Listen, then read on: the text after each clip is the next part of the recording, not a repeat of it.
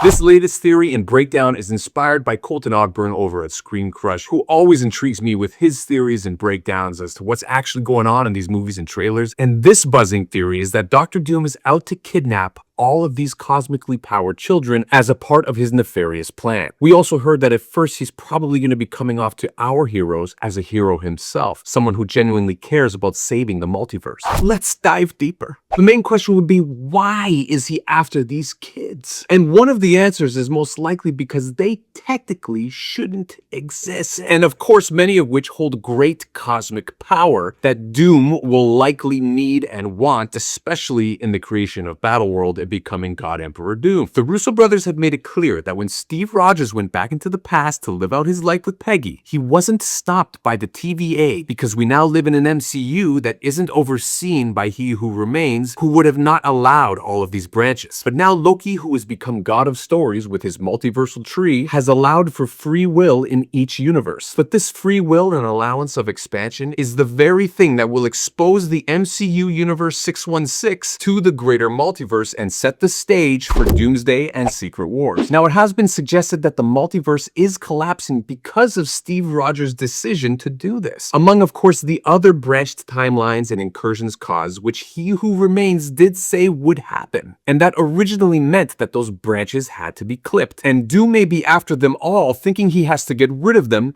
to save the multiverse. Now, if we take a look at some of the end credit scenes from Thunderbolts and Fantastic Four, the end of the Marvels with Monica Rambeau getting trapped in a parallel universe to her own, explained by none other than Beast himself, Kelsey Grammer's Beast, which is likely the 10,005 X-Men universe that we also do see in the Cyclops and X-Men trailer. That, of course, has caused another incursion in itself. Then we had this Steve Rogers trailer revealing, of course, that he now has a son. Now, the rumors are that Steve is going to get a visit from Doom himself. Will he be there coming off well-intentioned, trying to recruit him for his multiversal Avengers team for some reason we don't know yet? Or is he there to kidnap his son? It's likely that it's going to be both. Now, in that trailer, if you look closely, it looks like Steve is putting away his suit. But really, he's taking out his suit, as if he has been called to battle once again. This is most likely after he has been visited by Doom. Now, if you watch this scene with the perspective that he's actually been called into battle again, it goes from being a nice, precious moment with his son to a very dire and important moment with his son, looking at him as if it could potentially be one of the last times he does so, thinking about how he'd do anything to protect him. It really gives that trailer a new dynamic and a much better one than previously understood. Then we had the Thor trailer. We see Love, his stepdaughter, looking like she's sick, yet another child being the focus of these scenes. Then we see Thor praying to his father with Stormbreaker in his hand. Stormbreaker is Love's. He would have never taken it from her, so this suggests that she has either already been taken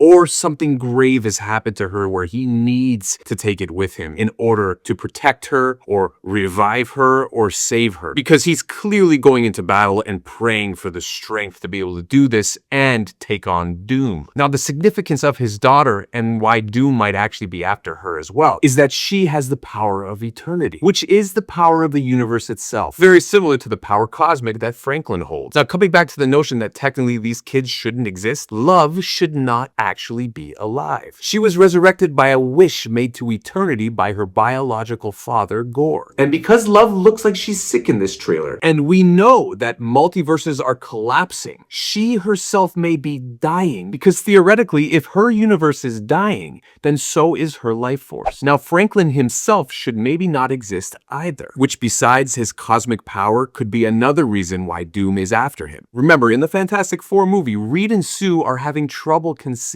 and then all of a sudden they conceive. Now, what's really cool about this is that this is most likely happening at the same time where Loki season 2 is happening and Loki becomes the God of Stories. And in that moment, because they abolish He Who Remains and Loki allows free will among these timelines, then that could be at the exact moment we see in the Fantastic Four film that they are actually finally able to conceive and Franklin is born. He Who Remains is probably stopping that from happening because he knew of the cosmic power that Franklin would hold. old. And isn't that awesome to think about? This is why I love what Marvel can do with connecting all these stories and keeping things in check, abolishing most plot holes that could be very possible, but here we are still connecting dots that make awesome sense in the grand scheme of things now that we know Doomsday is coming and tying in the rest of these stories. Loki being the god of stories and allowing this free will is also, as we mentioned, what has allowed Steve Rogers to live out his life and have his son be born. Another kid who shouldn't exist. You see the pattern here so far?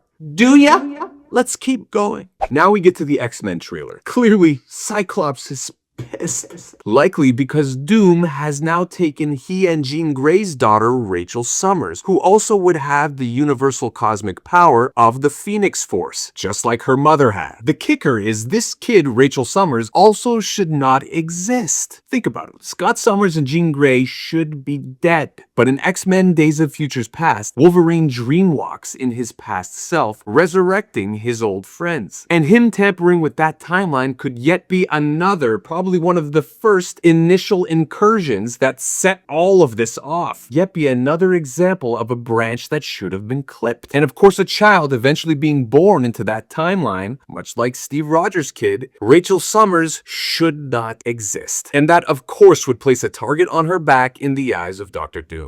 I love this. The pattern is so hard to ignore, and we know that the Russos are giving us Easter eggs on purpose, and this so far has been one of my favorite theories. But it doesn't end there. Because then, of course, we have the Fantastic Four end credit scene where Doom is now visiting Franklin. And we assume that it's going to be a kidnapping because we know that Franklin has the power cosmic. Again, something we know Doom needs and wants, much like all these other kids. But what's very interesting in this scene is that it looks like Franklin is already familiar with Doom. He's not afraid of him. He's actually reaching out and touching his face. Now, we know that he would not have already met Victor Von Doom from the time he was born to that moment we see in that end credit scene. But it's as if he already knows him, isn't it? This familiarity could be because, of course, Franklin is a cosmic being and is able to see other timelines, one in particular where Doom himself may have actually been his biological father. And that is directly from the comics where Sue and Franklin, along with Valeria, are actually Doom's family. And this may be definitely part of Doom's motive in collecting Reed's family, because one of these incursions happened that destroyed his family in his timeline, and he's now trying to get them back as his own. And if he creates Battleworld and washes everyone's memory, he will steal back his family who he believes is rightfully his. Sue, Franklin, and eventually Valeria. Wouldn't that be a twist worth seeing?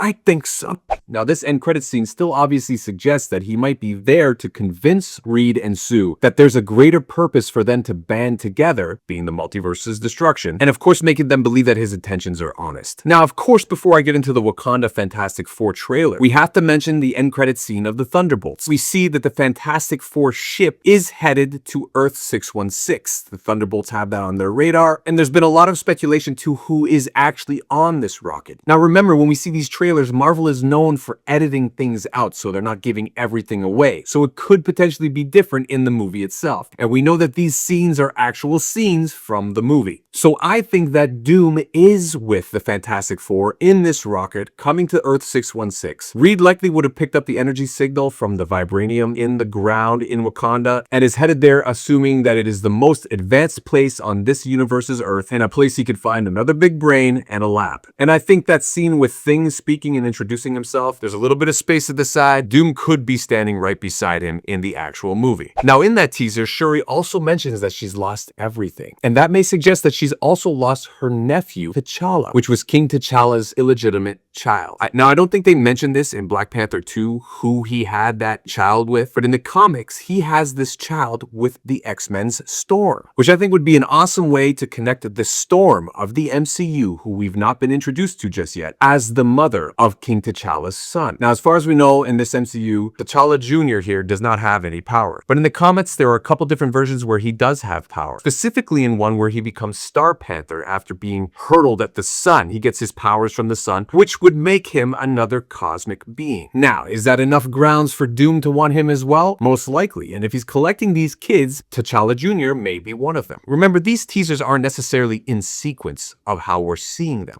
So when she says that, it may be at a point where Doom had already deceives them and takes T'Challa with him as he's collected these other cosmic children. Of course, we will see how this all comes into play now that we know that the movie will be split up into 5 acts. That's why it has a 3-hour and 40-minute runtime. Of course, that may change, but for me, you got people and fans complaining that too long. It's just Anyway, give me the longest version. Never mind these studio cuts always cutting the best stuff out of the director's cut. I want all of it. Of course, we will see how much more is revealed in the official full trailer that we now know we're getting for sure at the Super Bowl, which will be released online at the same time. So we shouldn't have to worry about leaks and trying to catch it on which commercial segment it's going to be on. To wrap this up, this is once again one of the more prevalent theories going around that really resonates with me. And it's even more exciting and justifying that the Russos are doing this on purpose and have told us to look for these clues. It's not like a Stranger Things conformity gate where we're looking at stuff we probably shouldn't be and putting stuff together ourselves that isn't really happening. There is on purpose a pattern, a storyline, and clues that have been left by the Russos that they tweeted about specifically for us to try to decode for fun.